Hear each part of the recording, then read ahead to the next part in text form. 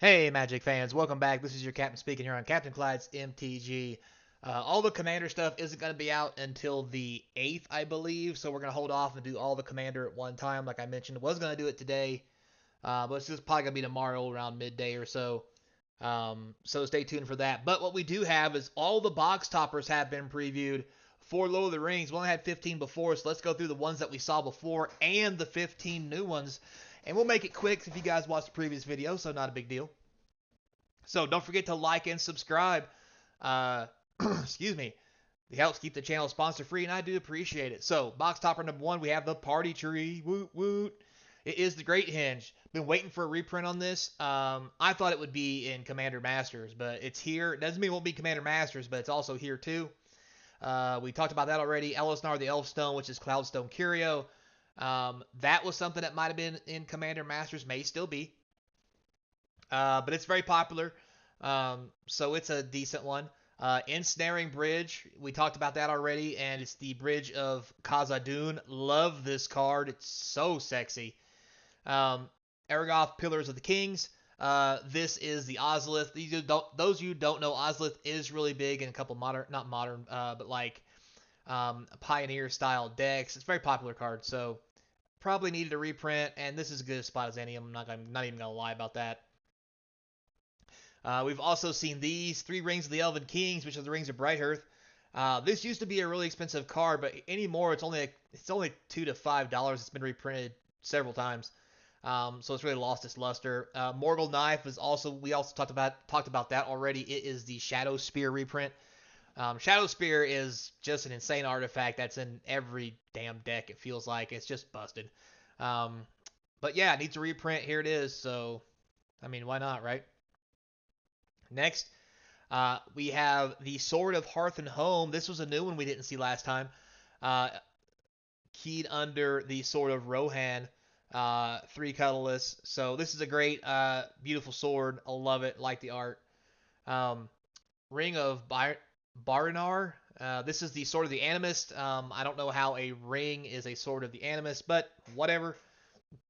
Um, I've heard this card's a little pricey. I mean, it's doing okay. I haven't really seen it in a lot of decks lately. I mean, when it first came out, it was pretty heavy, but not anymore. So, eh.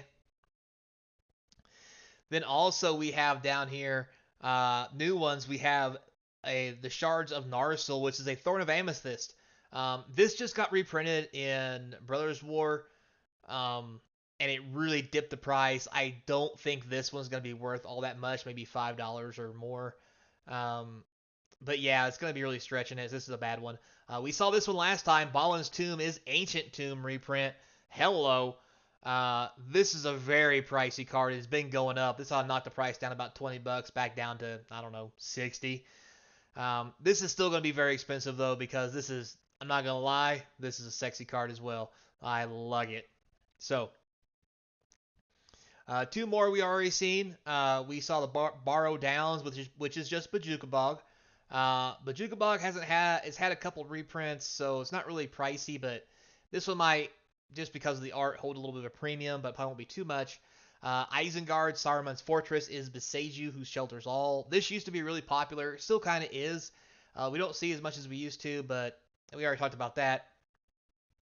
So, and then next here we have two new ones. We have Minas Morgul, which is Cabal Coffers. Hello. This is beautiful, and Cabal Coffers is a card that needs a reprint just because it's all over Commander and a few other places. We need some more of it, and this is the best art there could be for it. Masul, Golden Halls of Edoras, Castle Armandale. I'm not sure why this is getting a reprint. I mean, this is from Eldraine, where it taps for a white, and for 4 mana you make a 1/1 human. That plenty of decks have it. I'm not saying it's a bad thing. Not really something I would expect to see in this, but this is a new card, so there you have it. And then here we have two premium ones we already talked about. Well, one premium one, sorry.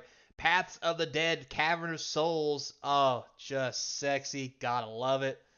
And then Weathertop, which is Deserted Temple. This one is very popular in some commander decks to untap lands. Of course, Cavernous Souls is all over the place. It's in every format that it's legal because it makes things uncounterable and it just makes mana of any color. Like, it's the best of everything. So, what more could you want in life other than dual lands? But anyway, moving on.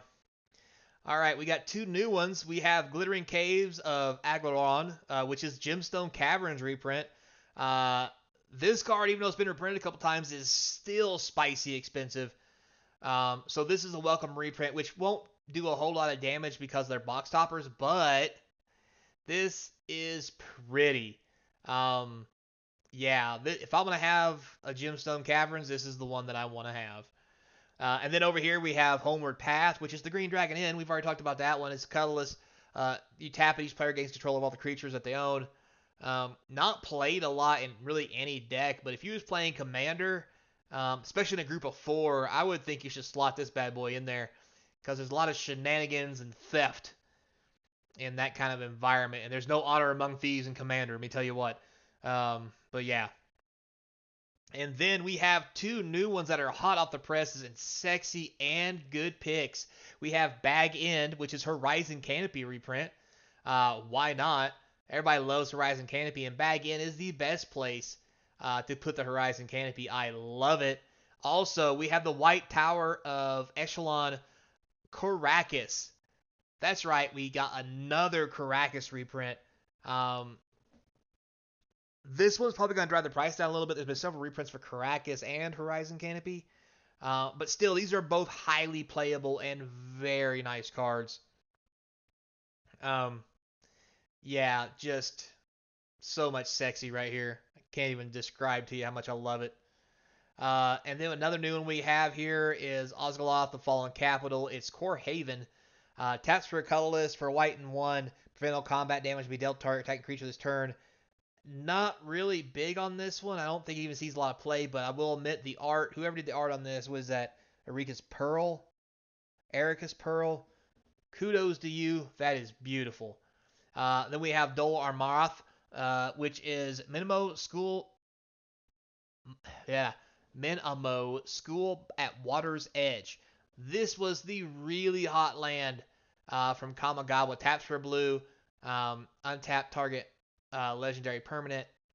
Sorry, wrong one. Uh, that was spoiler alert. That was coming up. But still, this was pretty cool. If you got some stuff going on, and I talked about it before. This picture is just all kinds of good.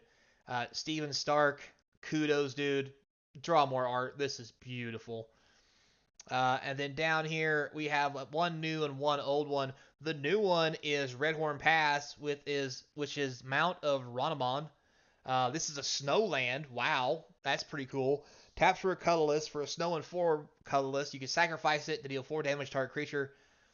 Not the best thing in the world, but hey, I mean, at least it's on flavor. It looks kind of cool. I'm down. Uh, like I just mentioned, Buckleberry Fairy, or as we like to call it, Arboreal Palace in the Clouds. Legendary land taps for a blue. For a colorless, return Buckleberry Fairy to its owner's hand. This got really big when Landfall came out. And the price really went sky high, and it needed a reprint somewhere. This isn't going to affect the price too much, but it is sweet to see it here, and being Buckleberry Fairy makes it very, very, uh, let's say, wanted, because this is not only a great land, but also a very iconic part of the movie when they're running from the ring race. Personal opinion, probably wrong, but I don't care. So, moving on. We have two more new ones. We have the Inn of the Prancing Pony, which is the Pillar of Parnoons. A land, add a mana of any color, spend a mana and cast multicolor spells. Not the worst card in the world, but I mean, let's be honest. This is only going to see Commander play. I mean, there might be a modern deck at some point that plays 4 of these. As a matter of fact, there are a couple, but they're not real big right now as far as um, running these in the standard versions of those kind of decks, but still a great card, and I like the Prancing Pony. And then we have Hinith Anun, which is a reflecting pool. Very nice. You got the rainbow going through there. It's the waterfall. Sexy reflecting pool. Just beautiful. And the only other place we got reprints for this was like that crappy Baldur's Gate, which is very hard to get anything out of the land cycle. So I'm glad to see this. This is probably going to be a very wanted card.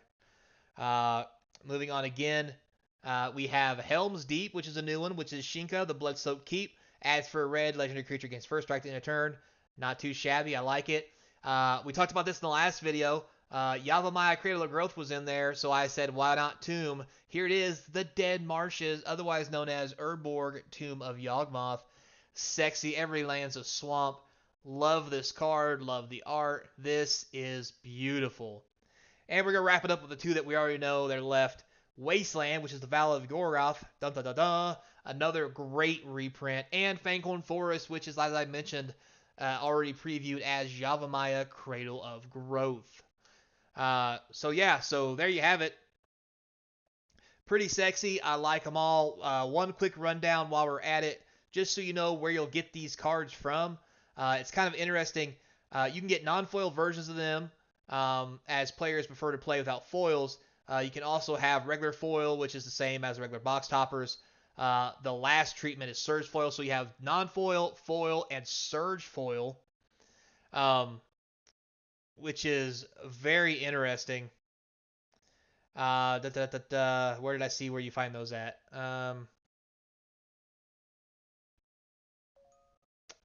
Let's see. Oh, here it is. When you open the 3 sealed boxes, yada yada yada. You draft with your friends. So I think the regular, if I remember correctly, the regular draft boxes have foil. And draft and set have foil. Collectors have non-foil, foil, and surge foil.